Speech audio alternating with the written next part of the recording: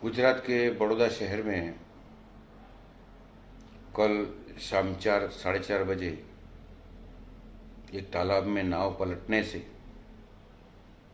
स्कूली बच्चों की मौत हुई है।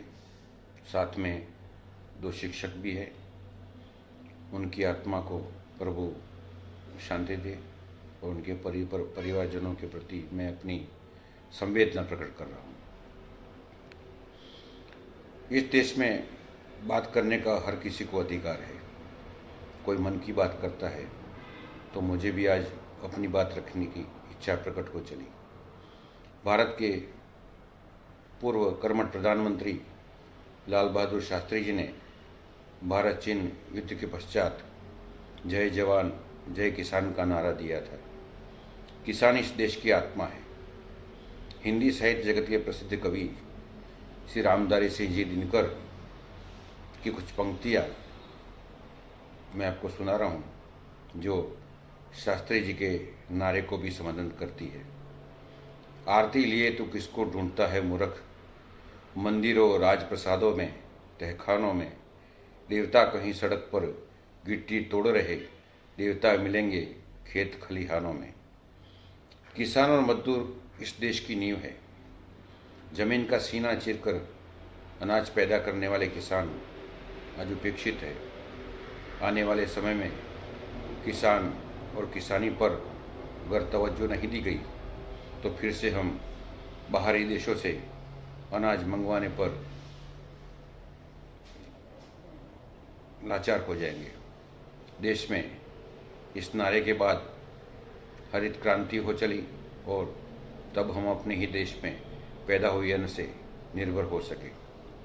कवि दिनकर जी ने तो अपनी कविता में किसान और मजदूर की कल्पना ईश्वर के साथ की है और ये सही भी है। किसानों से ज़्यादा खाने वालों की तादाद इस देश में कई गुना है। किसान जिस दिन किसानी छोड़ देगा उस दिन देश के लोग भूखों मर जाएंगे। इस देश में किसान आबाद रहेगा तो देश भी आबाद रहेगा।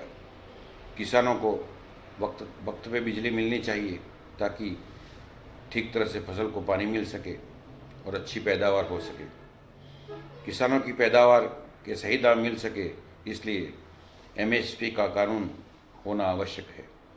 किसान के लिए आंदोलन होना चाहिए ताकि किसान अपना काम कर सके। अगर किसान आंदोलन करेंगे तो फसल कौन उगाएगा? कभी कभी बेवक्त की बारिश तूफान फसल को नष्ट कर देती है, तब किसान की पीड़ा को कौन महसूस करता है?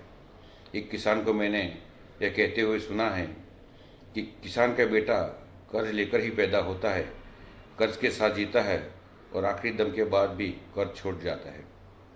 यहाँ तक कि किसान के बेटे के साथ कोई शादी करने को राजी नहीं होता। कभी खेत में पाँव न रखने वाले किसान को चोर बोलते हैं तो तरस आता है उनकी सोच पर। अपना खून पसीना एक करके फसल पैदा करने वाले किसान की मेहनत की कीमत कोई और तय करे, यह मुनासिब है क्या? ऐसे कई सवाल हैं जिनके कोई उत्तर नहीं है हमारे पास। रामधारी सिंह दिनकर जी ने अपनी कविता की तीसरी पंक्ति में मजदूर का जिक्र किया है। आप माने या न माने, इस देश में विकास में कहो या नई नई आधुनिक खोज में मजदूर नींव के पत्थर की तरह काम करते हैं। देश के कल कारखानों में जो उत्पाद बनते हैं मजदूर ही बनाते हैं। मजदूर के 2 मजबूत हाथ इतिहास पलटने की ताकत रखते हैं। एक घड़ी ख्याल कीजिए, अगर मजदूर अपनी मजदूरी छोड़ दे तो क्या होगा? पूरा देश ठप हो जाएगा। विकास की गाड़ी के पहिए थम जाएंगे। मजदूरों के मुसीबत से भरे जीवन पर कई फिल्में भी बनी हैं। मनोज कुमार की शोर फिल्म एक बार ज़रूर देखिएगा तो पता चल जाएगा कि मजदूर के जीवन में किस किस तरह की मुसीबतें होती है, फिर भी वो अपने काम से पीछे नहीं हटता। इसलिए मजदूर में भी ईश्वर की कल्पना की गई है। रामधारी सिंह जी दिनकर की अन्य कविताएं भी है। अगर ईश्वर की मर्जी होगी तो ज़रूर आपको सुनाएंगे। बस आज इतना ही।